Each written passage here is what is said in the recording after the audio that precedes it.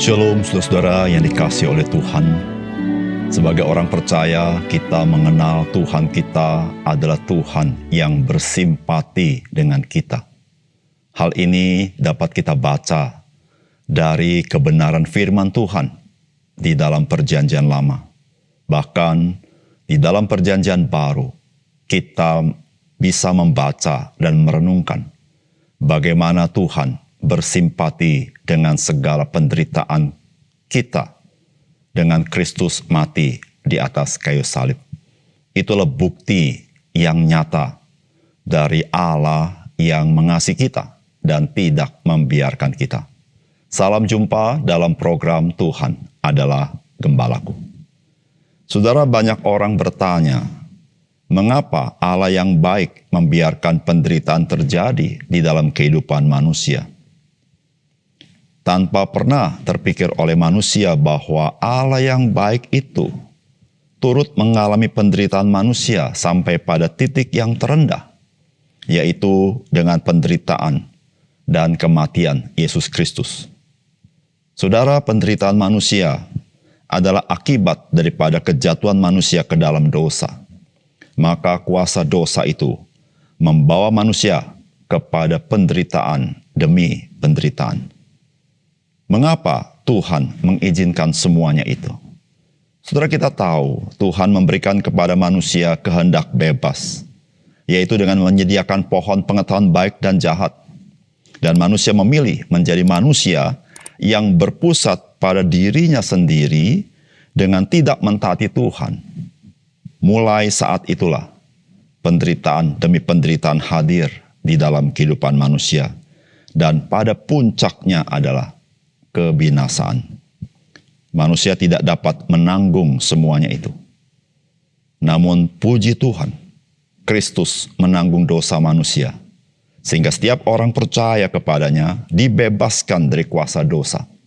Meskipun sebagai orang percaya kita masih mengalami penderitaan secara badani, namun satu kali nanti kita akan dimerdekakan, diberikan tubuh kebangkitan. Mari kita membaca Yohanes pasal 19 ayat 16 sampai 30.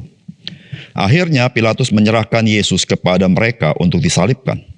Mereka menerima Yesus sambil memikul salibnya. Ia pergi keluar ke tempat yang bernama tempat tengkorak dalam bahasa Ibrani, Golgota. Dan di situ ia disalibkan mereka, dan bersama-sama dengan dia disalibkan juga orang lain. Sebelah menyebelah, Yesus di tengah-tengah. Dan Pilatus menyuruh memasang juga tulisan di atas kayu salib itu, bunyinya, Yesus, orang Nazaret, Raja orang Yahudi. Banyak orang Yahudi yang membaca tulisan itu sebab tempat di mana Yesus disalibkan letaknya dekat kota. Dan kata-kata itu tertulis dalam bahasa Ibrani, bahasa Latin, dan bahasa Yunani. Maka kata imam-imam kepala orang Yahudi kepada Pilatus, jangan engkau menulis Raja orang Yahudi, tetapi bahwa ia mengatakan, aku adalah Raja orang Yahudi. Jawab Pilatus, apa yang kutulis tetap tertulis. Sesudah prajurit-prajurit itu menyalibkan Yesus, mereka mengambil pakaiannya lalu membaginya menjadi 4 bagian untuk tiap-tiap prajurit 1 bagian. Dan jubahnya juga mereka ambil. Jubah itu tidak berjahit, dari atas ke bawah hanya 1 tenunan saja. Karena itu mereka berkata seorang kepada yang lain, janganlah kita membaginya menjadi seberapa potong. Tetapi baiklah, kita membuang undi untuk menentukan siapa yang mendapatnya. Demikianlah hendaknya supaya genap yang ada tertulis dalam kitab suci. Mereka membagi-bagi pakaianku di antara mereka, dan mereka membuang undi atas jubahku. Hal itu telah dilakukan prajurit-prajurit itu. Dan dekat salib, Yesus berdiri ibunya dan saudara ibunya, Maria, istri Klopas dan Maria Magdalena. Ketika Yesus melihat ibunya dan murid yang dikasihinya di sampingnya, berkatalah ia kepada ibunya, Ibu, inilah anakmu. Kemudian katanya kepada muridnya, inilah ibumu. Dan sejak saat itu, murid itu menerima dia di dalam rumahnya. Sesudah itu, karena Yesus tahu bahwa segala sesuatu telah selesai, berkatalah ia, supaya genaplah yang ada tertulis dalam kitab suci. Aku haus. Di situ ada sebuah bekas penuh anggur asam. Maka mereka mencucukkan bunga karang yang telah dicelupkan dalam anggur asam pada sebatang hisop, lalu mengunjukkan ke mulut Yesus. Sesudah Yesus meminum anggur asam itu, berkatalah ia, "Sudah selesai." Lalu ia menundukkan kepalanya dan menyerahkan nyawanya. Saudara yang dikasihi oleh Tuhan, Injil mengisahkan peristiwa penebusan Yesus Kristus secara historis dari apa yang tertera di dalam firman Allah, di dalam perjanjian lama. Dari sini kita tahu bahwa penebusan Kristus bukanlah sebagai suatu ide manusia atau sebuah ilusi atau sebuah mitos dari orang-orang Kristen, melainkan kenyataan dari apa yang Tuhan Allah rancangkan untuk keselamatan manusia. Saudara, apakah pesan firman Tuhan bagi kita hari ini? Yang pertama, Yesus Kristus sebagai manusia menyerahkan segenap dan seutuh dirinya di atas kayu salib. Saudara, firman Tuhan berkata, sesudah itu karena Yesus tahu bahwa segala sesuatu telah selesai, berkatalah ia, supaya genaplah yang ada tertulis dalam kitab suci, "Aku haus." Di situ ada suatu bekas penuh anggur asam, maka mereka mencucukkan bunga karang yang telah dicelupkan dalam anggur asam pada sebatang hisop, lalu mengunjukkannya ke mulut Yesus. Saudara, apa yang terjadi dengan Tuhan Yesus? Ini menggenapi apa yang disampaikan di dalam perjanjian lama. Di dalam Mazmur 22, 15-16 dikatakan, "Seperti air aku tercurah, dan segala tulangku terlepas dari sendinya. Hatiku menjadi seperti lilin, hancur luluh di dalam dadaku. Kekuatanku kering seperti beling. Lidahku melekat pada langit-langit mulutku, dan dalam debu maut kau letakkan aku." Di dalam Mazmur 69 ayat 21-22 dituliskan demikian, "Celah itu telah mematahkan hatiku, dan aku putus asa. Aku menantikan belas kasihan tetapi sia-sia, menantikan penghibur-penghibur tetapi tidak kudapati. Bahkan mereka memberi aku makan racun, dan pada waktu aku haus, mereka memberi aku minum anggur asam." Saudara, ketika Tuhan Yesus tahu waktunya sudah tiba, maka saudara-saudara, dia berkata, "Aku haus." Saudara, perkataan "aku tak haus" memberitahukan bahwa penderitaan Kristus di atas kayu salib sudah sampai penderitaan pada titik yang tidak dapat lagi ditanggung oleh tubuh manusia. Saudara, Yesus Kristus mencucurkan darah yang banyak dan tergantung di atas kayu salib pada siang hari itu. Dan dia kehilangan begitu banyak air dari tubuhnya. Sehingga firman Tuhan dalam perjanjian berkata, bagaikan air yang tercurah. Saudara, tentu kita mengerti artinya, dampaknya dari apa yang disebut dengan dehidrasi. Saudara, ketika Kristus mati di atas kayu salib, tidak sebagaimana prediksi pada umumnya. Ternyata ia telah mati lebih cepat dari dugaan orang-orang Romawi. Saudara, bukan berarti Kristus tidak mengalami sampai titik penderitaan yang penuh di atas kayu salib. Dan apa yang terjadi ini memenuhi apa yang dinubuatkan dalam perjanjian lama. Dan saudara yang kasih dalam Tuhan, Kristus, dia menyerahkan dirinya dan mati di kayu salib dengan segenap penderitaan yang total sampai pada titik-titik yang tidak dapat ditanggung oleh tubuh manusia. Saudara, dia mengecap dan mengalami sebagai penebus yang menanggung dosa-dosa kita dengan segenap penderitaan akibat dosa yang manusia seharusnya tanggung. Tetapi saudara, dia telah menanggung semuanya bagi kita. Oleh karena itu, saudara yang kasih dalam Tuhan, ketika kita mengenal Kristus, dia telah menanggung seluruh penderitaan sampai pada titik di mana, saudara, tubuh manusia tidak sanggup menanggungnya. Saudara, betapa kasihnya kepada kita. Dia ingin menanggung saudara, bahkan dikatakan bahwa dia menanggung saudara dengan segenapnya, dengan seantero dirinya. Saudara, di sini memberitahukan kepada kita betapa besar kasihnya, betapa dia bersimpati dengan kita.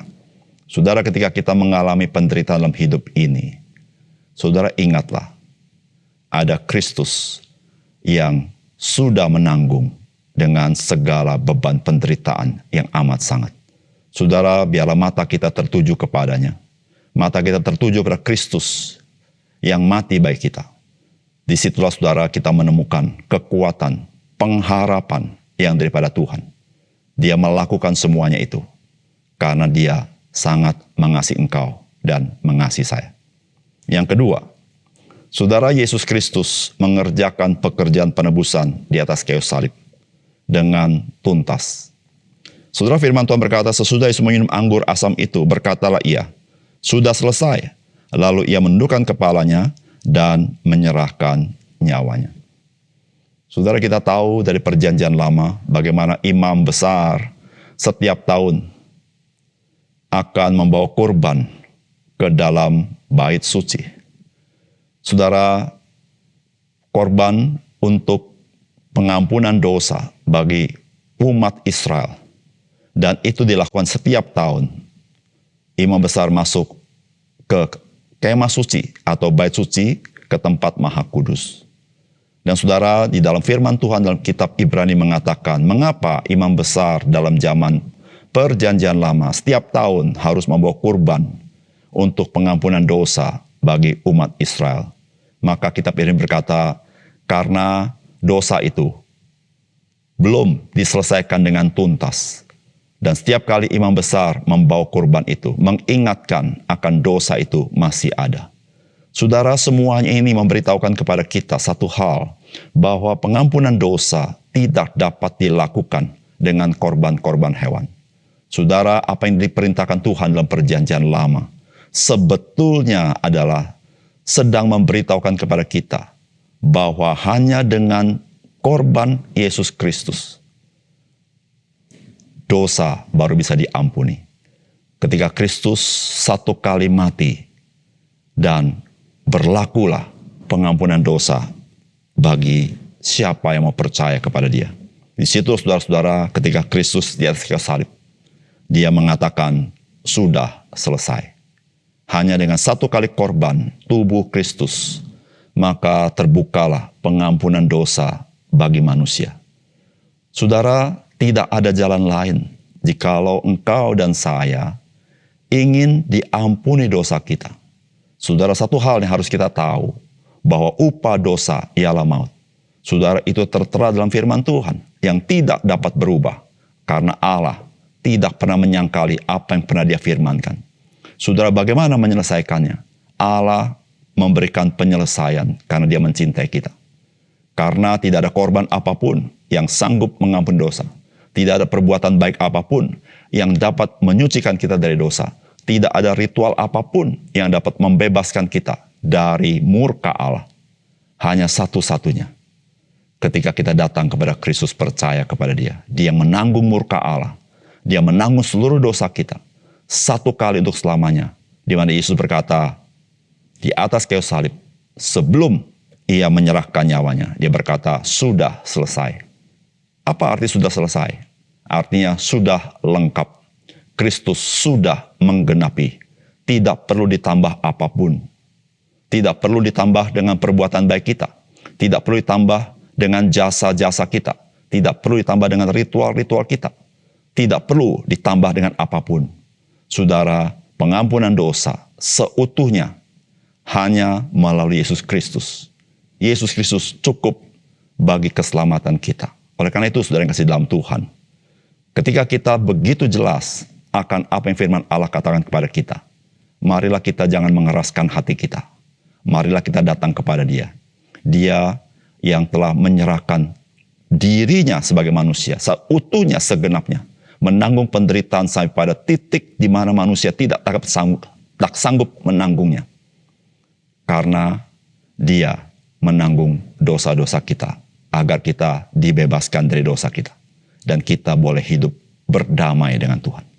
Saudara, buka hati kita, menerima kasih Tuhan di dalam Kristus yang memberikan pengampunan dan memberikan kita hidup yang kekal.